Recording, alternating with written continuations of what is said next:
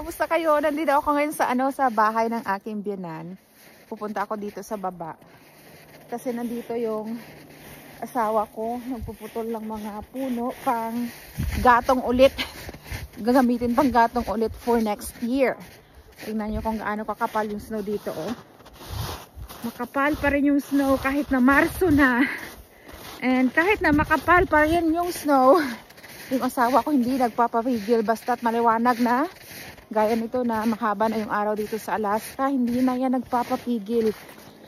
Nag-uumpisa na yung magputol ng mga panggatong na kahoy.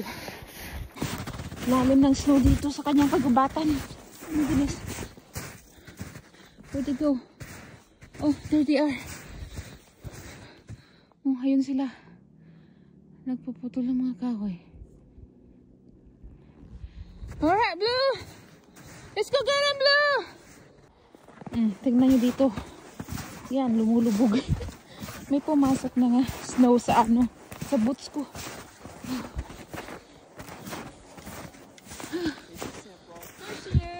Yeah, I'm awake! Tignan nyo, ang daming mga puno na naputol na dito.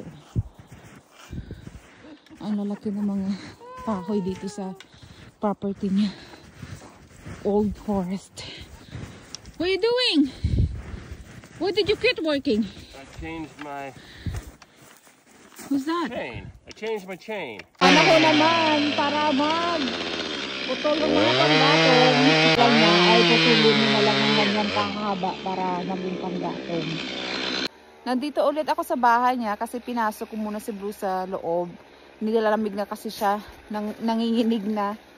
Pero ako, babalik ako doon sa baba kung saan sila nagpuputol ng kahoy. Ayun sila, oh. Ayan. Tapos nandito yung bahay ng aking biyenan. Tapos dyan yung makikita yung kabundukan. Pero hindi yung makita ngayon kasi cloudy. Mag-take ako ng shortcut dito. Parang mas malapit pag dito dumaan, eh.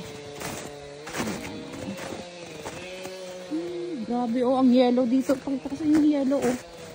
Yan, yung yellow. Kasi kapag mainit, kapag warm ang temperature, natutunaw yung mga snow. Tapos pag lumalamig, ayan, tumitigas ulit. Ayan, baba tayo. Bababa dito. Saan yung shortcut? Dito tayo daan. Kita yung mga friends dyan. Mga moose yan. Pupunta dito yung mga moose minsan. Yung poste ng kanyang kuryente. Nakatira na siya dito for 8 years pero kamakailan lang siya nagkakuryente. Yan.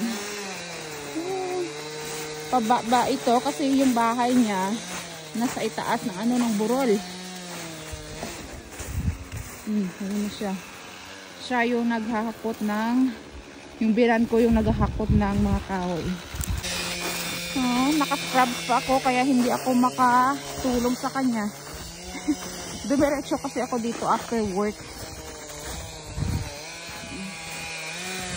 We made it! Tingnan nyo kung gaano kalaki yung puno na pinuputol niya. Oh, sobrang laki.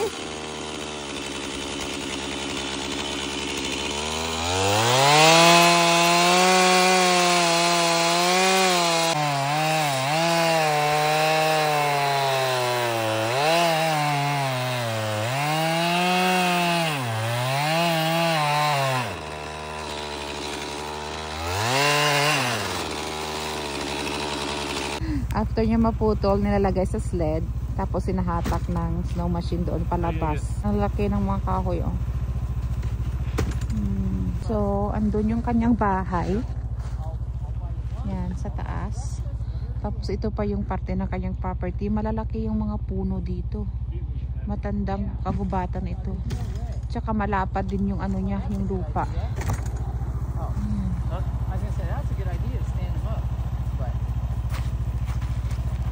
You should make some chopping boards. Cut it this thin pieces. You think so? Yeah. That'd be a nice one. I wonder if it was spruce though? And dry it first and oil it Oh, oh, yeah! And these are all twisted. They're twisted. So what if they're twisted? They'll want to split. Hang on, Lon! Hang on! Ayan. I-drive niya na dun palabas. So are you piling it on the same spot? He takes a right just past the edge of the woods there, and it goes to that little trail that was. Oh, okay.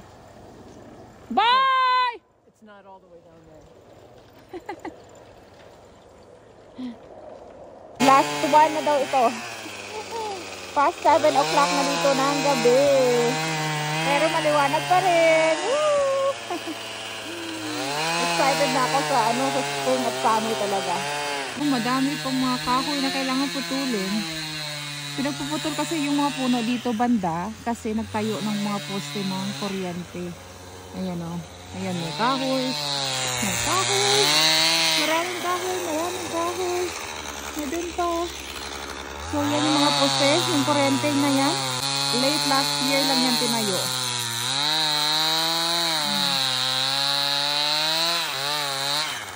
Grabe, nakabaon pa sa snow.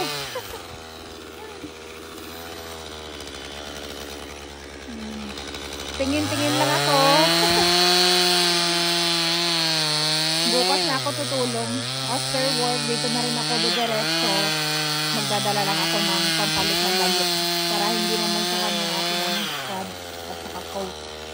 Tingnan nyo kung gaano kalalim mo. Nabaon.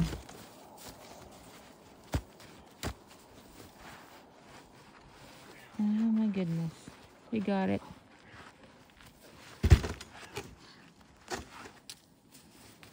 At na to. Malamig na.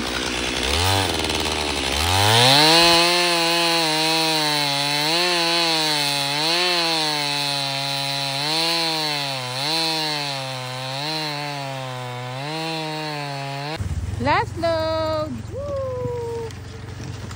Uh-oh. That's okay. That one. Where are you going? I did that one. That was Joanne's favorite piece. And she tricked you. She did that on purpose. Good job.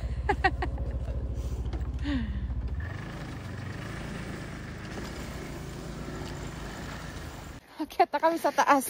Balik na kami sa taas. Ayun ang ganan ko. Bilis maglakad.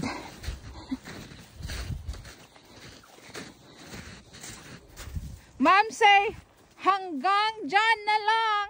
Hanggang lang.